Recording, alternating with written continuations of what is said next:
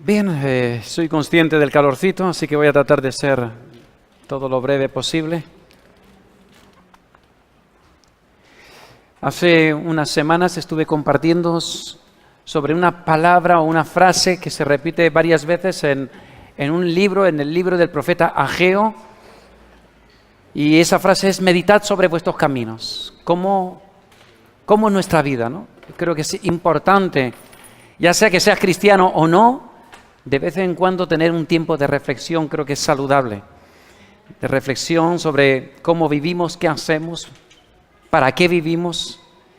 Tiempo de reflexión, qué ocurrirá detrás de la muerte. Es una reflexión sana.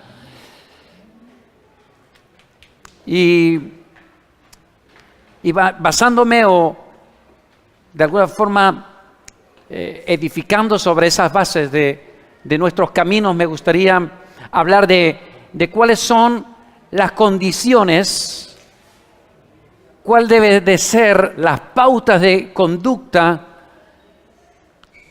para poder experimentar la gracia de Dios sobre nuestras vidas. Y me gustaría que leyéramos todos el capítulo 12 de Hebreos. Es un capítulo que habla de algo que no nos gusta normalmente al ser humano, y es la disciplina.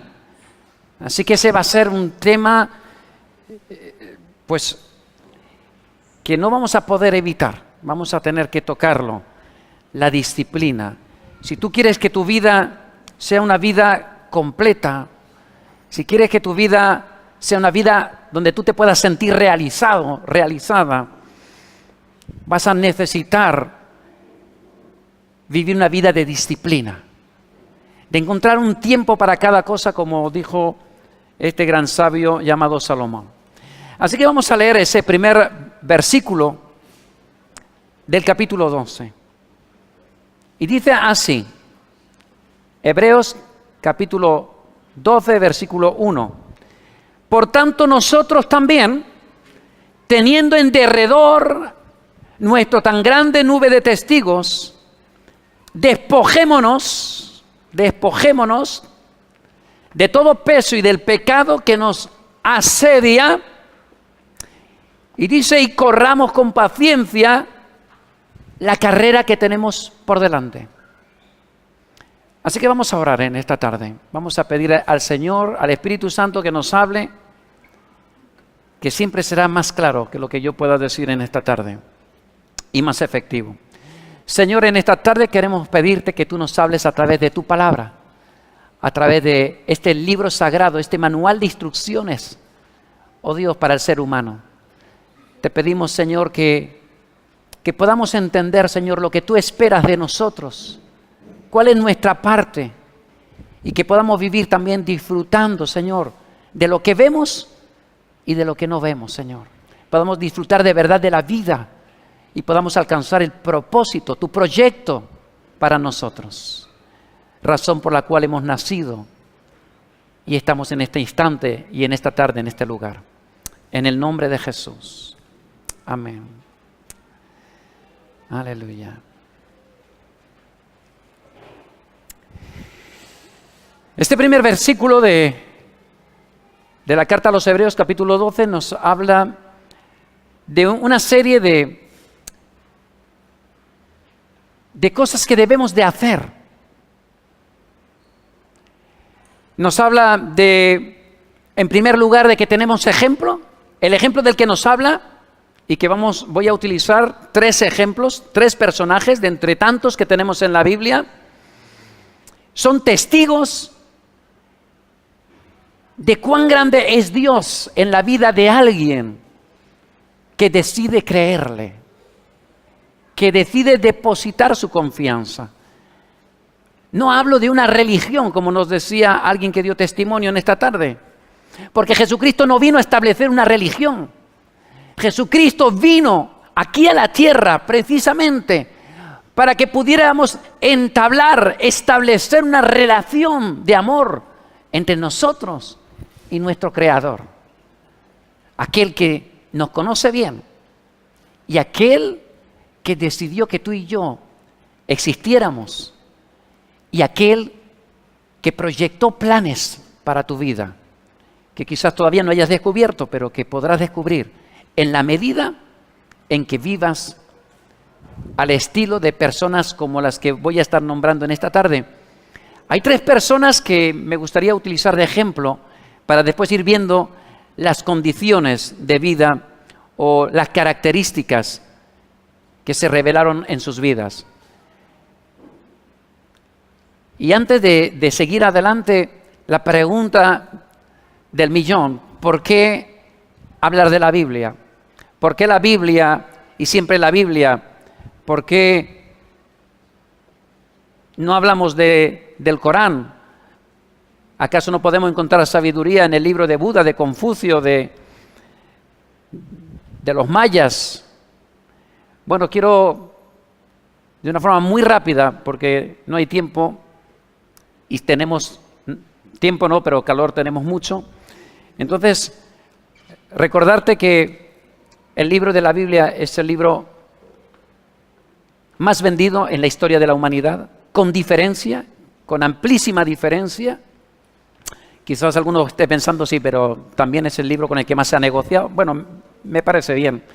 Es verdad, también se ha negociado, pero lo bien cierto es que a que no se ha negociado igual con el Quijote, ni con el libro de la Ilíada, ni con el Código da Vinci de Salman Rushdie. Hay éxito por un tiempo y desaparece su venta. La Biblia lleva 20 siglos, más de 20 siglos. Si habláramos del Antiguo Testamento, estaríamos hablando de mucho más de 20 siglos, pero si hablamos de la Biblia tal como la tenemos hoy en día, estaremos hablando de 20 siglos.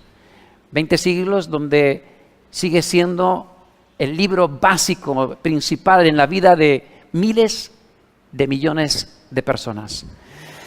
Decirte también que, si esto te parece poco importante, la Biblia es un libro que ha sido escrito por 40 autores. Y yo te voy a retar a que me digas un solo libro que haya sido escrito por 4 autores. Bueno, la Biblia ha sido escrita por 40 autores.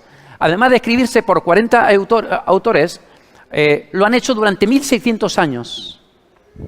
Algunos de los autores eran reyes, eran filósofos, eran poetas, hubieron médicos, pero también hubieron agricultores y campesinos que escribieron este libro. Lo grande de este libro es que hay un hilo conductor en los libros de cada uno de estos autores. El hilo conductor se centra en la persona de Jesucristo. Si encuentras algo parecido, cuéntamelo, que yo lo quiero leer. La Biblia, aunque no es un libro que haya sido escrito en plan científico, contiene datos científicos que no han podido ser refutados jamás. Jamás se ha encontrado un error arqueológico de la Biblia, jamás se ha encontrado un error de ningún tipo. Pero es más, algunos descubrimientos científicos de las últimas décadas no han hecho más que respaldar lo que la Biblia decía. Y por último, ¿por qué la Biblia y no otro libro? Muy sencillo, la Biblia es el único libro que existe sobre la tierra que contiene más de 600 profecías claramente descritas de una forma minuciosa y cumplidas al milímetro. Podríamos estar hablando que con más de 1000 años de anterioridad se estaba hablando de que Jesús sería crucificado. 1000 años de anterioridad significaba que no existía el imperio romano y que no podía pasar por la mente de nadie que la crucifixión pudiera llegar a ser un elemento de tortura o una pena capital. El libro de la Biblia no solo contiene 600, contiene alrededor de 1200 profecías cumplidas, no solamente en la persona de Jesús. No hay ningún libro sobre la tierra con esa exactitud y con cumplimientos, no de tantas, ni de infinitas menos predicciones. Quizás estés pensando en los Vedas, los mayas. Mira, o sea, estamos hablando de quizás alguna pequeña supuesta luz que puedes encontrar una similitud, o podrías decir que algo se ha cumplido. Bueno, la realidad es que la Biblia ha sido cumplida de una forma exacta. Con más de 750 años de antelación, nuestro profeta Isaías de la Biblia estaba profetizando que en Belén nacería el Salvador. No en la Meca, no en París, no en Londres, no en Nueva York, no en el puerto de Sagunto, que sería lo más importante, sino en Belén, en un lugar insignificante, allí en Oriente Medio. Bien, ahora ya dicho todo esto, ya sabéis por qué hablamos de la Biblia en este lugar, y la Biblia es, como dije antes en la oración, el manual de instrucciones de la vida, si quieres encontrarle verdadero propósito a la vida, verdadero sentido. Bien, pues ahora ya sí, vamos a ir adelante con esa base, meditar sobre nuestros caminos y vamos a ver cómo vivió Noé, Abraham, Moisés. Y me vais a permitir que interaccionemos un poquito. ¿Qué consideras tú, los que conocéis la Biblia, los que venís nuevos, los que no hayáis leído la Biblia? Os estáis perdiendo un libro sin precedentes, desde luego, con casi todos los géneros literarios en esos 66 libros. Pero los que conocéis de la Biblia, ¿qué consideras que Noé fue sobresaliente? ¿Qué te pareció Noé? Un hombre que en el momento en que Dios decide exterminar la vida en la tierra debido a que la maldad, dice la Biblia, se había propagado, se había multiplicado de una forma extraordinaria, en ese momento Dios pone sus ojos en un señor llamado Noé. ¿Y qué hizo Noé? Vamos a soltarlo. ¿Qué hizo Noé? ¿Por qué se le conoce a Noé? Si lo hemos visto hasta en las películas. Una barquita de estas de remos, ¿no? Noé construyó un arca, construyó un buque monumental de extraordinarias dimensiones. Pero ¿alguien me puede decir qué crees, qué consideras tú que Noé fue sobresaliente? Desde luego el diseño tuvo que ser muy bueno. No sé si era arquitecto o qué, pero era muy bueno. Pero al margen de la técnica de la construcción del arca, que además no fue tan inteligente porque Dios le dijo paso a paso lo que tenía que hacer, ¿por qué sobresalió Noé? Perseverancia, bingo, perseverancia. Obediencia también lo veremos luego, pero perseverancia. ¿Cuánto tiempo perseveró sin ver nada Noé?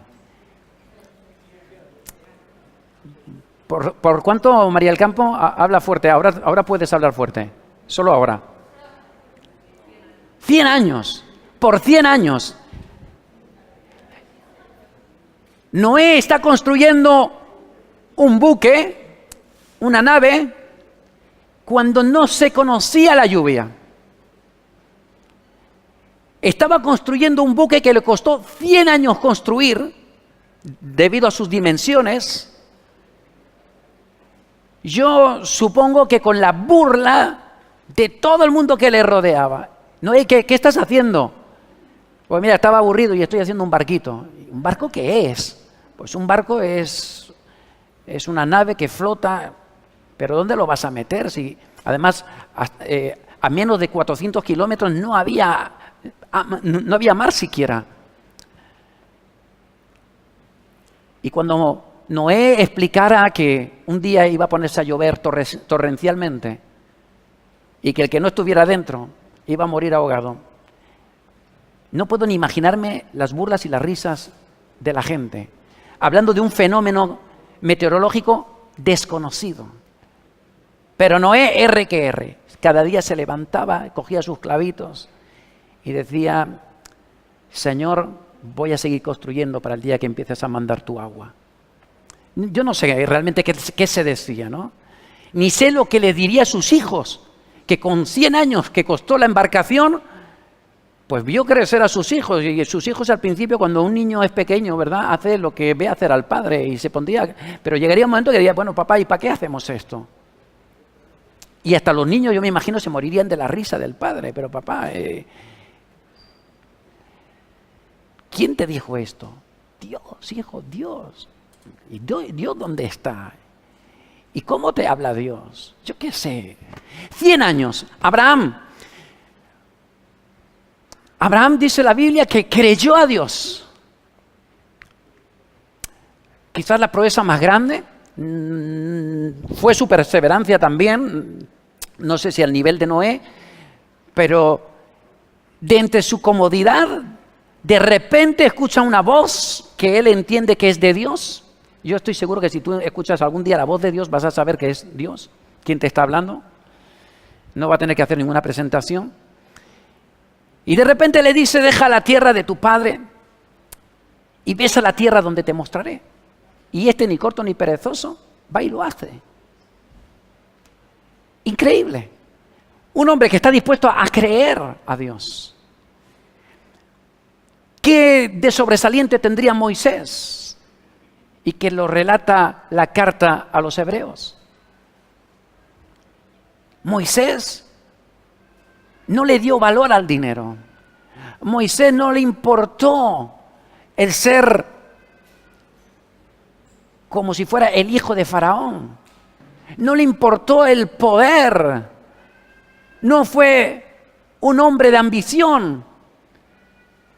Él dice la Biblia, que se sostuvo como viendo al invisible.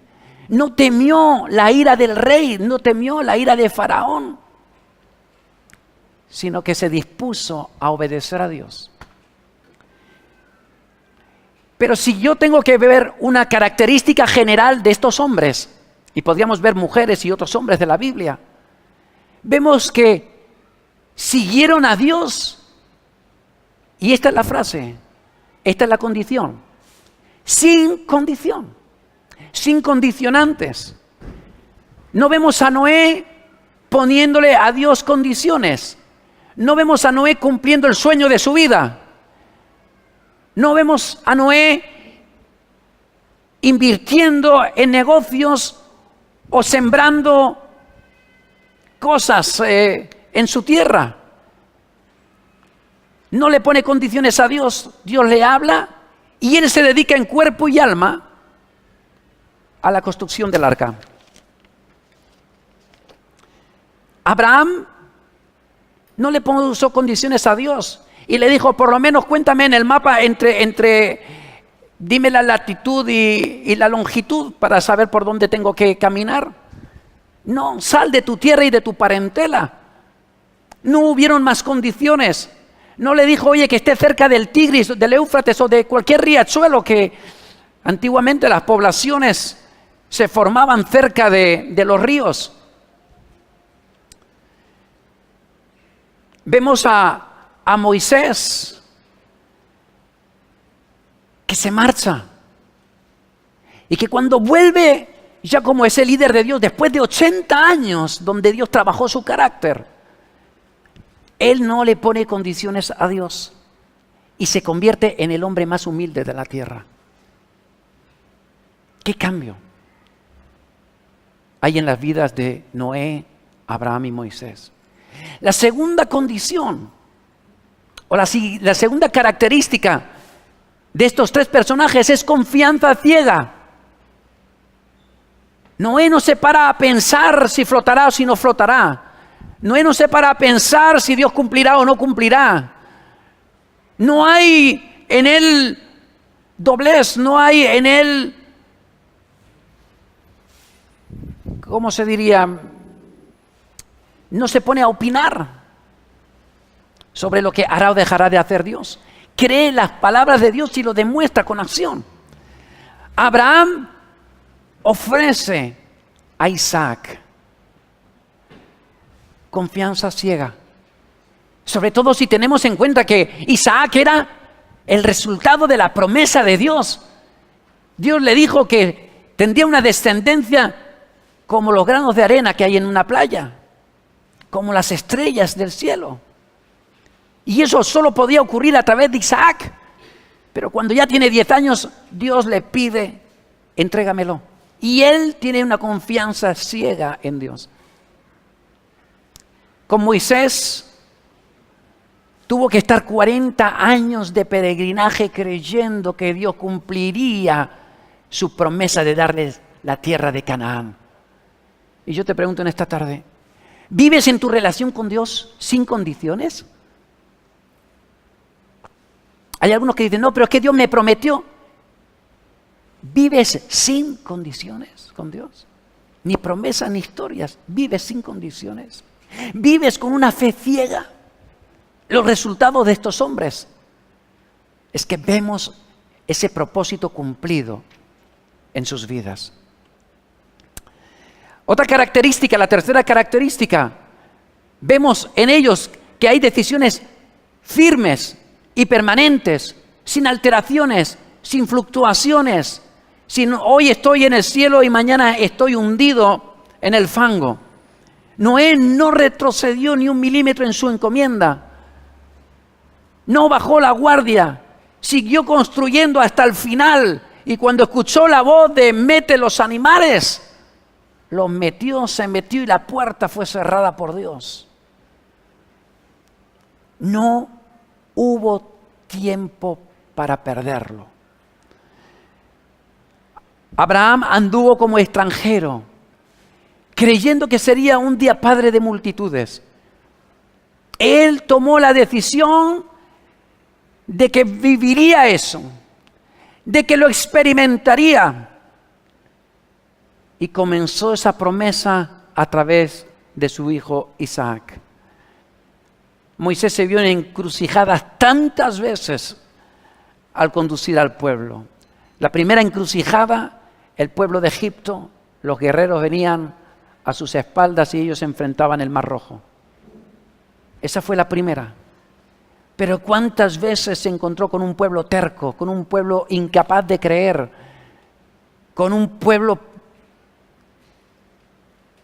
duro de servir, dice la Biblia, cabezón? Sufrió críticas hasta de sus propios hermanos, Aarón y Miriam. A causa de eso, Miriam, por criticar, cuidadito con la crítica, le costó estar 7 días fuera del campamento. 7 días castigada fuera de los límites del pueblo de Dios. Así que Moisés se mantuvo firme en la brecha. Abraham, Noé, Moisés, no eran gente que vivieron del orgullo de su raza, del orgullo de su cultura, del orgullo de su parentela. Lo abandonaron todo. Y yo te hago en esta tarde la pregunta, ¿tú estás dispuesto a dejarlo todo? Quizás Dios no te pida que lo dejes todo. Conocí a una persona que dejó la segunda división de fútbol porque Dios le dijo, deja. A lo mejor Dios no te pide eso porque además posiblemente tú no estés en la segunda división ni en la primera, ni siquiera para jugar en el Río de Valencia posiblemente. Pero la pregunta es, ¿estás dispuesto a renunciar a todo? La quinta característica fue transparencia y honestidad. ¿Sabe lo que es la transparencia y la honestidad? Es la sinceridad, es vivir sin una doble vida, sin hipocresía. Es vivir una relación, como decía al principio, con Dios. Noé fue un hombre que dice que agradó a Dios. En el libro de Génesis, capítulo 6, versículo 8, dice que Noé halló gracia ante los ojos de Dios. Es decir, que vivía una vida piadosa, una vida transparente, una vida de honestidad. Y entre todo el mundo Dios se fijó en este hombre.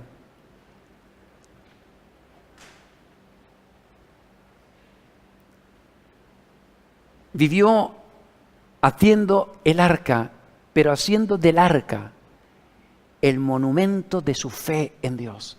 El arca hablaba más que sus hechos, más que sus palabras.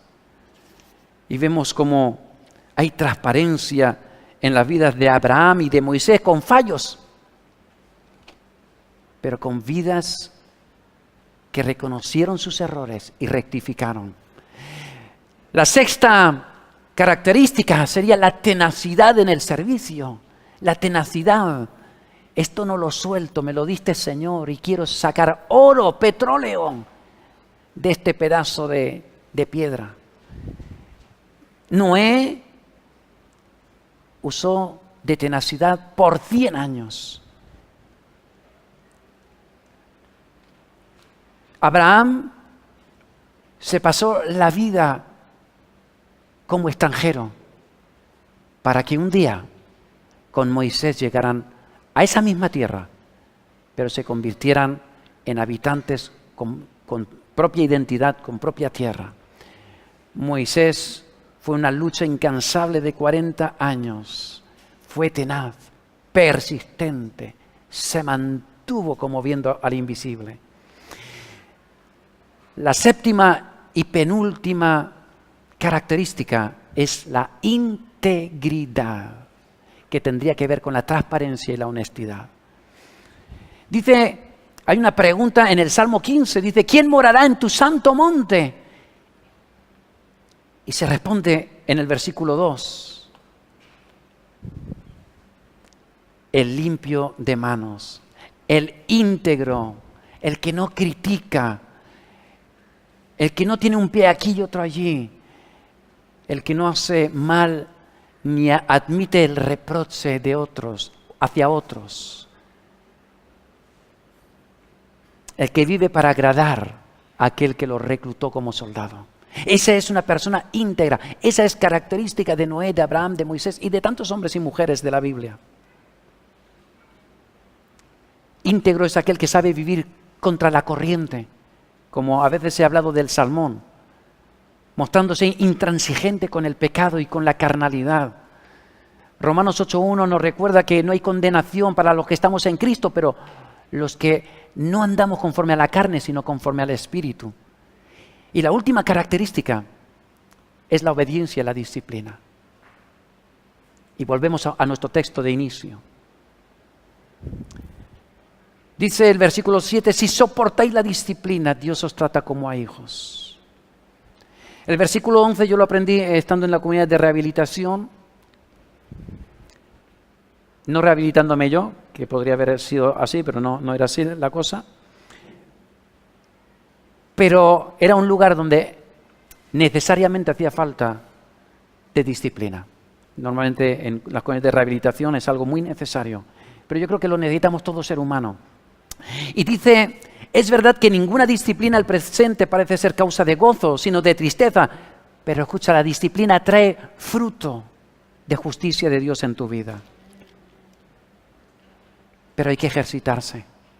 Y nos dice, por lo cual levantad las manos caídas y las rodillas paralizadas, y nos lo recuerda también el profeta Isaías. Y dice, haced sendas derechas para vuestros pies, para que lo cojo no se salga del camino, sino que sea sanado.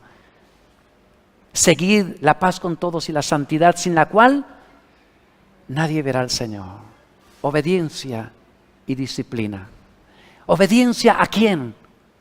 Como cristianos somos llamados a ser obedientes a las autoridades, siempre y cuando no contravengan los principios bíblicos.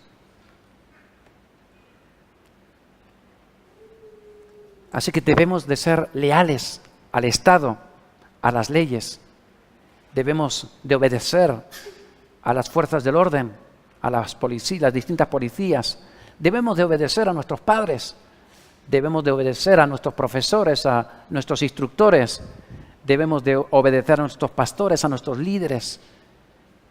Porque no te quepa la menor duda que nuestro orgullo artesona nuestra carne. ¿Recordáis esas palabras empezamos con el profeta Ageo, en el capítulo 1, meditad sobre vuestros caminos. Dice que vuestras casas están artesonadas, está diciendo el profeta, pero la casa de Dios está desolada. Y yo te pregunto en esta tarde, ¿estás construyendo la casa de Dios en tu vida? ¿Estás subiendo el monte de Sión? Lo que te estoy diciendo, estás cultivando una relación con Dios. En esta mañana estábamos con el curso de matrimonios y estaba yo recordando que lo que puede unir a una pareja, a dos personas, a un hombre y a una mujer, es tu relación con Dios. Eso es lo más poderoso. No necesitas cursos, eso va a ser realmente dinamita, que va a hacer que puedas amar sin condiciones a tu marido o a tu mujer, aunque pasen 50 años. La Biblia nos recuerda, antes lo comenté, que no miremos las cosas que se ven, porque las que se ven son temporales. tenemos que tener nuestra mente en la eternidad ya. Tenemos que tener nuestra mente a dónde vamos, a dónde nos dirigimos. Yo creo que hoy es el momento de dejar nuestras excusas, nuestras justificaciones y comenzar a edificar una nueva relación con Dios.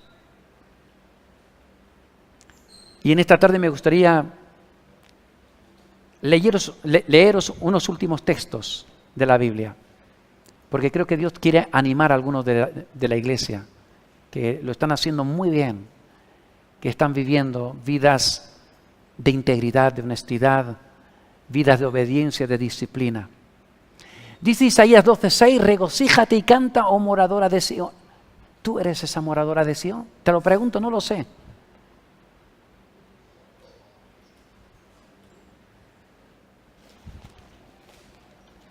Isaías capítulo 12 y versículo 6.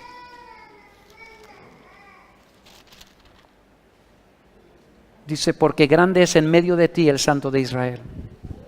Pero también nos dice, he aquí Dios es salvación mía, me aseguraré y no temeré, porque mi fortaleza y mi canción es Jehová, quien ha sido salvación para mí. Yo te pregunto en esta tarde, ¿es Él tu regocijo? ¿Él es tu canción? ¿Él es tu alegría? ¿Él es tu paz? ¿Él es tu vida? El Salmo 46 dice, Dios es nuestro amparo y fortaleza, nuestro pronto auxilio en la tribulación, por tanto no temeremos. Él es auxilio para tu vida. Isaías 40, todos conocemos este texto. Isaías capítulo 40, dice así, Él da esfuerzo al cansado y multiplica las fuerzas al que no tiene ningunas. Los muchachos se fatigan y se cansan, los jóvenes flaquean y caen, pero los que esperan a Jehová, no importa la edad que tengan, tendrán nuevas fuerzas, promesa de Dios para tu vida. Levantarán alas como las águilas, correrán y no se cansarán, caminarán y no se fatigarán. Vale la pena hacer de Dios tu tesoro, hacer de Jesús tu Salvador, rendirle tu vida y disfrutar de vivir bajo las alas del Altísimo. Dice Isaías 43, otra vez abriré camino en el desierto y ríos en la soledad. En esta tarde quiero recordarte que quizás tus sentidos te dicen algo. Quizás te encuentres cansado, frustrado, quizás en esta tarde te parezca que el trabajo que has hecho no ha valido. Igual piensas que tu servicio en alguna área, departamento de la iglesia, en algún equipo de trabajo, nadie lo ve. Quiero que sepas que tu tesoro está en el cielo y que nadie te lo va a quitar. Y que Dios lo tiene en cuenta. Y que aunque puedas sentirte como te sientas, Dios te dice que Él lo ha visto, que Él lo sabe y te va a bendecir. Te va a bendecir. Hoy es cuestión de que abras los ojos y que los pongas en el autor y consumador de nuestra fe, que es Jesús. Acuérdate que en ese primer versículo del capítulo 12 de Hebreos nos está hablando de ejemplos como los que hemos visto en esta tarde, pero nos está diciendo también que corramos con paciencia. A mí esto me recuerda a la maratón, que ahora tengo tan presente. La maratón implica un correr, no rápido. Mira que la Biblia no te está diciendo que corras rápido, aunque los tiempos son malos y más te vale, desde luego, al menos correr. No pierdas la oportunidad. Hay que correr con paciencia, pero hay que correr.